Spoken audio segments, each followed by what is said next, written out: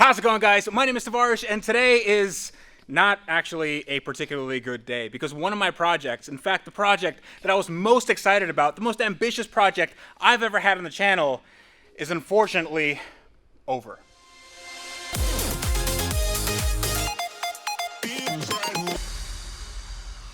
So if you guys are new to my channel, thank you so much for watching. I really hope you enjoy it, and consider subscribing if this is the kind of stuff you like to see. Actually, that's not exactly true. This is not the kind of stuff I like to see, and I hope it's not the kind of stuff you like to see because this breaks my heart. This is not something that I've ever wanted to do, and that is give up on a project. But there are a few very good reasons why this is happening. Now, if you guys are new to this, then this is was my RCR Race Car Replicas Superlight SLC.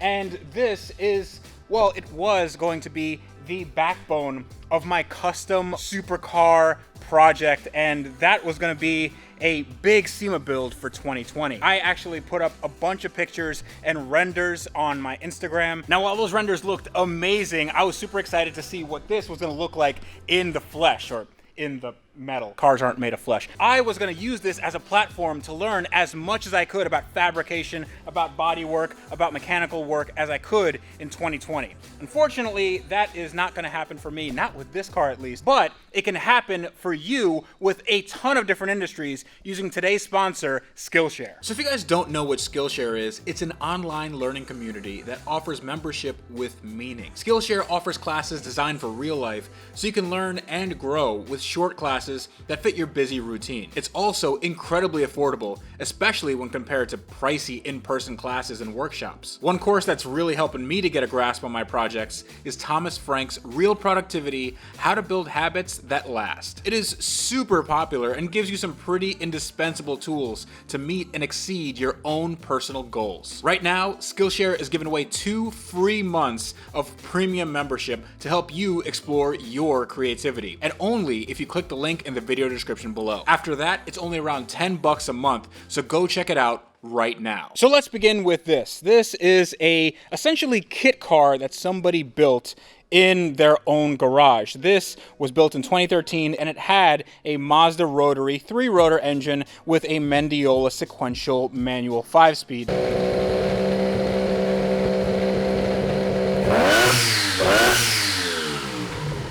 Which was really cool, really race car trick stuff, and you can see the interior has this awesome dash, and there weren't exactly a ton of creature comforts. There's a lot of race car tech in here and a lot of race car feel. Unfortunately, there was one big race car crash because the entire rear section, every panel is either bent or cracked, and the welds, well, the welds don't have a ton of structural integrity left, if you can see that. One thing I was a little bit concerned about was the penetration in the welds, and you can see that you still have almost all of the aluminum back here, and it didn't really penetrate all that much, which is not surprising that the weld itself is what broke. Now, usually in cars, when this happens, they have specific things that break off in an accident, usually bolts or stress members or something like that. It's never really the welds. Again, I'm not an engineer. I don't know how these are put together, but that doesn't seem like it's right.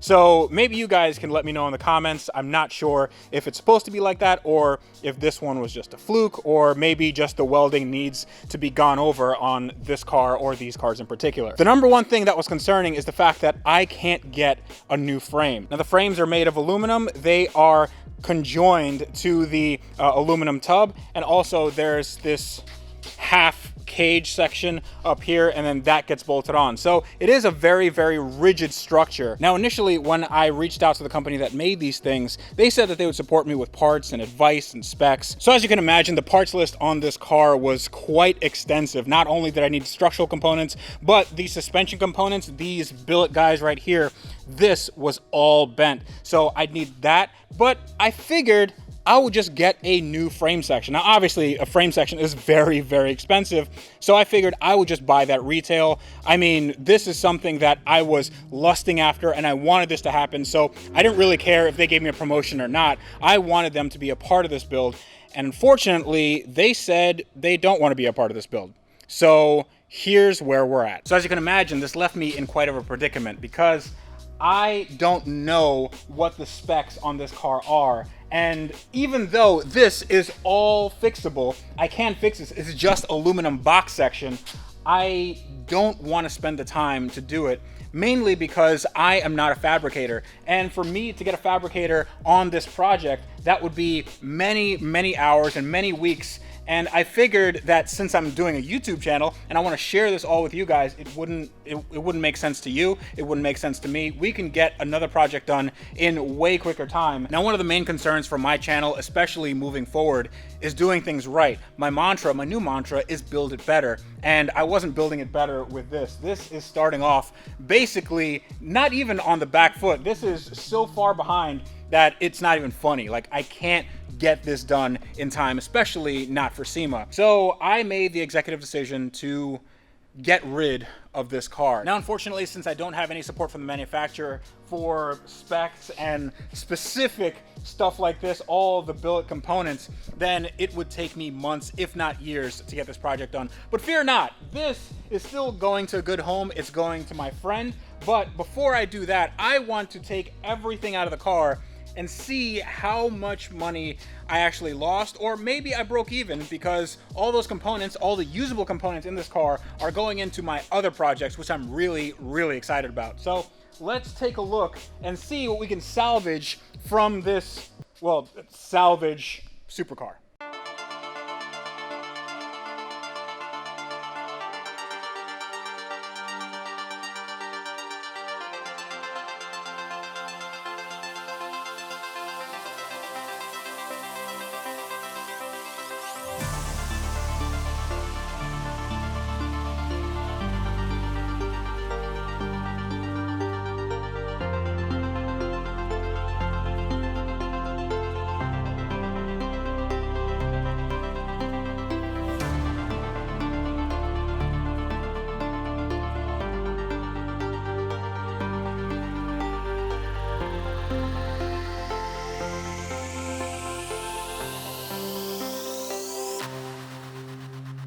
Well, okay, if any of you haven't seen an SLC kind of exploded like this, well, I guess we're both in for a treat. Now, this has all been taken apart. You see the shifter assembly. I don't know what this is, maybe an e-brake or something, but this is for the sequential shifter. And I found out that I can't take this out without taking the seats out, and the seats have bolts on the bottom, and the bottom is kind of inaccessible. So I'm gonna do this a little bit later, and I'm gonna take out some of the wiring that I didn't finish, and also some of the oil lines and oil coolers and all that stuff, because it's time for this car, unfortunately, to go. It's not doing much for my well-being here in the shop, just reminding me of the fact that I can't make this happen. So my friend AJ got his forklift over there. Hi, AJ. What's up? AJ is the one who's getting this, but I am going to take off the brakes. I'm going to do that later, and I'm going to take some of the wiring and some of the aforementioned bits that I just mentioned. Right now, hopefully we can put it on the forklift and put it on the trailer without it breaking in half. Actually, at this point, it doesn't really matter.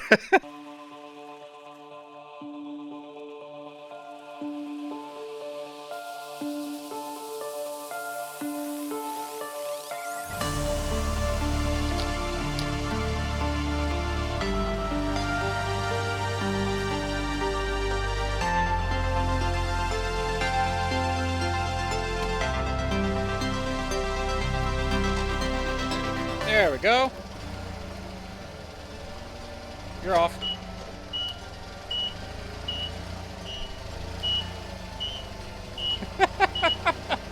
This thing looks so ridiculous. Bye-bye, little supercar. Bye-bye. I wish it would have been better, but... I wish it would have been too. Yeah. Well, you're going to make it really cool. I'm going to try. Hopefully. Hopefully. That did not feel good. But there is a silver lining, and that is all the parts that came off that car are going to be in another project, and hopefully you guys stick around for that. But let's tally up how much these things are worth, because I want to know if I lost money on this. I probably did, but that's sort of how you play the game. This is my Ferrari, and if you look underneath, that is a Mazda 3-rotor Wankel engine mated to a Mendiola 5-speed sequential manual. Now, the 3-rotor by itself, just in running shape, just in a bone stock configuration, would be anywhere between $6,000 and $8,000. Now, this is built a little bit. I know that it has been street ported, and there are some new-ish additions to this engine. This is actually worth somewhere around the $10,000 mark. Now, whether somebody would pay me for that or not, that is all up to interpretation. But let's just say the street value of this engine is $8,000. Now, the transmission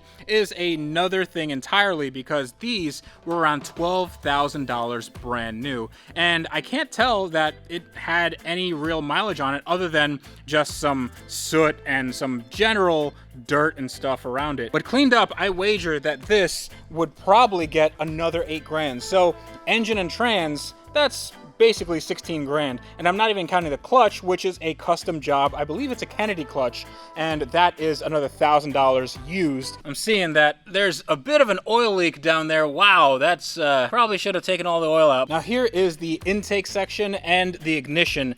Now all this is probably worth another $1,500 to $2,000 just as it sits. Now the turbo is a Greddy T88 turbo, and it has seen some better days. I don't really care about where I put this turbo, because this turbo is not going to be used for anything, and it is chewed up. Now, the turbo is still probably usable if I replace that compressor wheel, but it is old technology, and that doesn't really need to be on a modern car. But all this stuff adds quite a bit of value to what I just took off the SLC. But if we come over here, there's some parts that actually look like junk, but they're not. This is a Haltech Elite 2500 standalone engine management unit, and this by itself is around $2,000. Plus you have the race dash here, which is an older unit. They do have newer units that look a lot better, but this works perfectly. We made sure of that when we ran the 3-rotor. And then you have all this stuff. So you have the switch panel, you have a ton of gauges, you have the CAN hub, you have the wideband controller, you have another TC4. Don't know what that is, probably something for ignition, but all this stuff adds up to a used value of another $2,000. So 2 plus 2 plus 16, and I'm not even counting the brakes and the oil coolers and the lines and the wiring and all that stuff. Let's just call that another $2,000. So 6 plus 16, that is $22,000, and the amount of money I spent to get the SLC here was about $18,000. The car was $15,800 plus fees plus shipping, and it owes me around $18,000. But turns out actually made a little bit of money. But if I'm completely honest, I would have rather kept the car and made my own custom supercar for SEMA 2020. I am very, very sorry that that didn't work out. But we are going to be moving forward with the 3-rotor Ferrari F355 project, and that thing's going to be insane. Now, we're going to be doing body work later on. I am really antsy and I want to get that engine in. So the next time Jared comes down, we're going to be doing a lot of fabrication. We're going to be doing a lot of testing and retesting and pulling the engine and putting it back in. So that's going to be really, really awesome. And also, I'm going to get a wide body. Stay tuned for that, guys. I am so excited. I'm a little bit, well, just, it's an empty space right there where there should be a car, but I'd like to give a very big shout out to our sponsor, Skillshare. Check them out in the video description below. But until next time, this is me reminding you guys that on, well, not cars like this, there's no car there. Cars like that are gonna be amazing. You guys need to wrench every day. And also build it better. We need to figure out how to put build it better into something. So build it better and wrench every day.